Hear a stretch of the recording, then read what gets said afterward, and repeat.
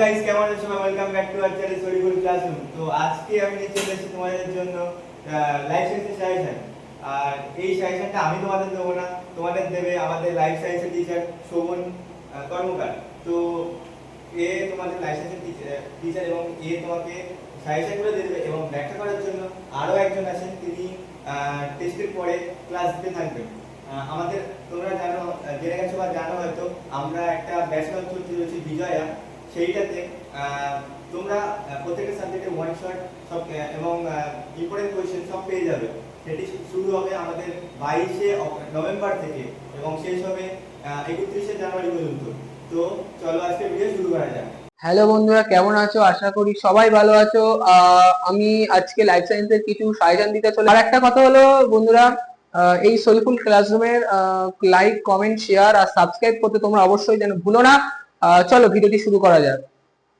হ্যাঁ, আজকে লাইফ সায়েন্সের এই যে দেখো, প্রথম চ্যাপ্টার জীবজগতের নিয়ন্ত্রণ ও সমন্বয়। এটা হলো লাইফ সায়েন্সের ক্লাস 10 এর প্রথম চ্যাপ্টার, চ্যাপ্টার 1, জীবজগতের নিয়ন্ত্রণ ও সমন্বয়।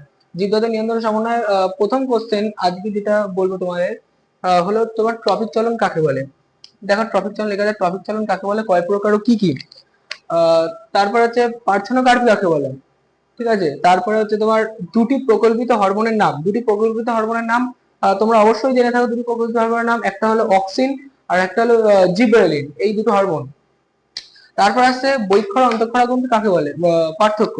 বৈক্ষরা গ্রন্থি নালী থাকে আর অন্তঃক্ষরা গ্রন্থি নালী থাকে না, এটাই হলো মূল বৈশিষ্ট্য, ঠিক আছে। তারপরে চলে এসো, পিটুইটারিকে মাস্টার গার্ল বলে কেন। এতে অন্তঃক্ষরা গ্রন্থি থাকে বলে পিটুইটারিকে মাস্টার গার্ল বলা হয়। অ্যাড্রিনালিনকে সংকটকালীন হরমোন বলা হয় কেন। অ্যাড্রিনালিনকে সংকটকালীন হরমোন বলা হয় কারণ অ্যাড্রিনালিন কোনো উত্তেজনায়, কোনো বিপদে এই সময় অ্যাড্রিনালিন হরমোন বের হয় বা ক্রিয়া করে, কাজ করে, তাই বলা হয় অ্যাড্রিনালিনকে সংকটকালীন হরমোন বলা হয়। সাইনাপসকে শারীরবৃত্তীয় ভালভ বলা হয় কারণ এটা মোস্ট ইম্পর্টেন্ট, তোমরা ভালো করে দেখে রাখবে। ডেনড্রনের দুটি বৈশিষ্ট্য আর করে রাখবে থ্যালামাস কি। এবার আমাদের 10 নম্বর প্রশ্ন হলো, দেখো মায়োপিয়া ও হাইপারোপিয়া কি, পার্থক্য এর ত্রুটি সংশোধনের উপায়। মায়োপিয়া, সবাই তোমরা আশা করি জানো যে মায়োপিয়াকে কাছের বস্তু স্পষ্ট দেখায় আর দূরের বস্তু ঝাপসা দেখায়। আর ঠিক হাইপারপিয়াটা ঠিক তার উল্টো। হাইপারপিয়াতে হচ্ছে তোমার কাছের বস্তু ঝাপসা দেখায় আর দূরের বস্তু স্পষ্ট দেখায়, ঠিক আছে। এবার পার্থক্য তোমরা এইভাবে তোমরা লিখে দিতে পারবে। আর ত্রুটি সংশোধনের উপায়, দেখো লেখা আছে ত্রুটি সংশোধন উপায়। ত্রুটি সংশোধন উপায়, মায়োপিয়াতে তোমরা অবতল লেন্স ব্যবহার করলে ত্রুটি সংশোধন উপায় ঠিক হয়ে যাবে, আর হাইপারোপিয়াতে উত্তল লেন্স ব্যবহার করতে হবে, ঠিক আছে। তারপরে আসছি 11 নম্বর কোশ্চেন, মাইলিন আবরণীর কাজ কি। তোমরা অবশ্যই জানো মাইলিন আবরণীর কাজ হলো অ্যাক্সনকে রক্ষা করা, যেটা নিউরনে থাকে অ্যাক্সন। কি অ্যাক্সন রক্ষা করা মাইলিন আবরণীর কাজ। গুরু মস্তিষ্ক সুষুম্নাকাণ্ডের কাজ কি। গুরু মস্তিষ্ক আর সুষুম্নাকাণ্ডের গঠনগত পার্থক্য তোমরা অবশ্যই লিখে দিতে পারবে, এটা খুবই ইম্পর্টেন্ট। এটা গুরু মস্তিষ্ক সুষুম্নাকাণ্ডের পার্থক্য মোস্ট ইম্পর্টেন্ট। আর ডেল্টয়েড ও পাইরিফর্মিস পেশির কার্যগত পার্থক্য, এটা মোটামুটি ইম্পর্টেন্ট বাট পড়ে যাবে তোমরা অবশ্যই।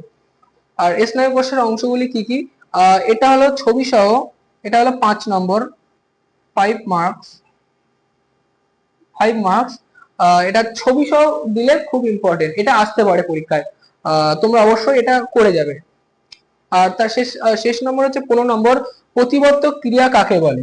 প্রতিবর্তক ক্রিয়া কাকে বলে, এটাও তোমরা অবশ্যই পড়ে যাবে, আর এটা এর কাজটা পড়ে যাবে। আর কথা হলো, এটা হলো চ্যাপ্টার 1 এর সমস্ত সাজেশন। আজকে এই ভিডিও অবধি শেষ করলাম।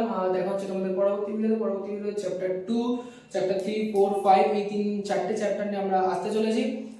তো ভিডিওটা যদি ভালো লাগে তাহলে অবশ্যই লাইক, কমেন্ট এবং সাবস্ক্রাইব করতে ভুলো না। আর এই ভিডিওতে যে পিডিএফ গুলো ছিল, এই পিডিএফ তোমরা যদি পেতে চাও তাহলে কমেন্টে গিয়ে পিডিএফ বলে লিখে দাও।